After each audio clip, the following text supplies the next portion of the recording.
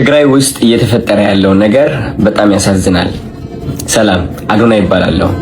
የ26 ዓመት ወጣት ነኝ። የተወለድኩት መቀሌ። ትግርኛ በደንብ ጥርት አድርጌ ማውራት እችላለሁ። ከትግራይ ጋር ለየት ያለ ግንኙነት አለኝ። የመጣሁበት የሚያኮራኝ ወጣት ነኝ። የመጣሁበት የማልረሳ ወጣት ነኝ። ባይገርማችሁ ይህ ዓመት እየጠበቅኩት የነበረው አንድ ትልቅ ነገር አለ። አሸንዳ ማለት ከበዓል በላይ ነው። አሸንዳ ማለት ብዙ የትግራይ ተወላጆች አብረው ሴሌብሬት የሚያደርጉት ትልቅ የህፃንነት ትውስታችን ነው። አሸንዳ በጣም እየጠበቅኩት ነበር።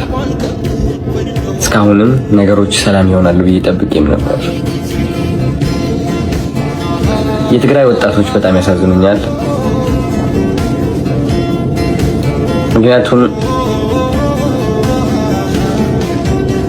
ከማንም ፍጡር በላይ ተስፋ ያላቸው ወጣቶች ናቸው።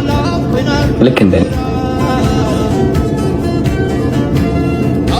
ያለፈው ዓመት አሸንዳ ስመለስ ወደ መቀሌ የተሰማኝ ስሜት ምን እንደሆነ ልንገራችሁ። አብዛኛው ወጣት ምን ያህል እየሞከረ እንዳለ፣ ምን ያህል በእግዚአብሔር እየተማመነ እንዳለ ነው ያስተዋልኩት። ምን ያህል ተስፋ እንዳለው። የእነዚህ ወጣቶች ተስፋ ግን ባጭሩ እየተቋጨ ይገኛል። ብዙዎቻችሁ ሰምታችሁ ይሆናል አሁን እየተፈጠረ ያለው ነገር ትግራይ ውስጥ። በጣም አዝኛለሁ።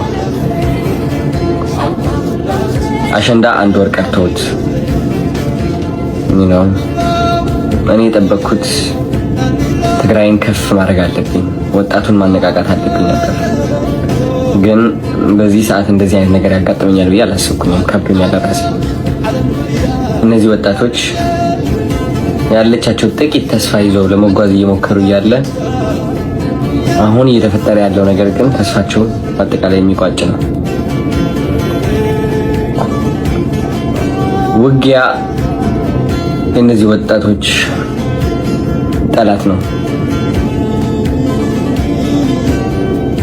አይናቸው ስመለከት፣ ፊታቸው ስመለከት ጀግንነት ይታየኛል። እነዚህ ወጣቶች ውስጥ ጀግንነት አያለው። ግን የማየው ጀግንነት የውጊያ ጀግንነት አይደለም። የማየው ጀግንነት የተስፋ ጀግንነት ነው። የሰላም ጀግንነት ነው። የመለወጥ ጀግንነት ነው። እነዚህ ወጣቶች ውጊያ መግባት አለባቸው ብዬ አላምንም። በዚህ ዘመን ውጊያ ወደ ኋላ እንጂ ወደፊት ሊወስደን አይችልም። እነዚህ ወጣቶች ይበቃቸዋል። አሁን የሚያድጉበት ጊዜ ነው። አሁን የሚለወጡበት ጊዜ ነው።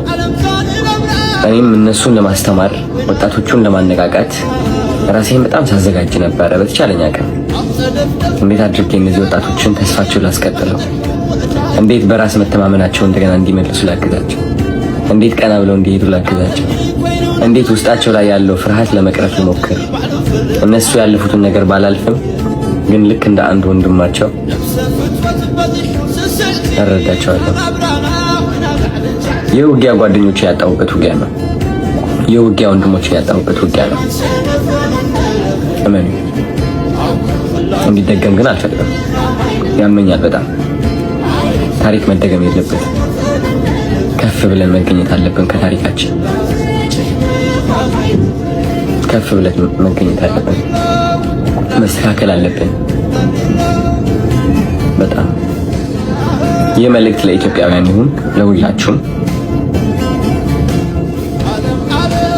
ትግራይ ስትባል መሬት የምትመስላችሁ ከሆነ ተሳስታችኋል። ትግራይ ስትባል ብሔር የሚመስላችሁ ከሆነ ተሳስታችኋል። ትግራይ ከዛ በላይ ነች። ትግራይ ማለት ኢትዮጵያ ነች። ኢትዮጵያ ማለት ደግሞ ድንበር አይደለችም። ኢትዮጵያ ማለት ብሔር አይደለችም። ኢትዮጵያ ማለት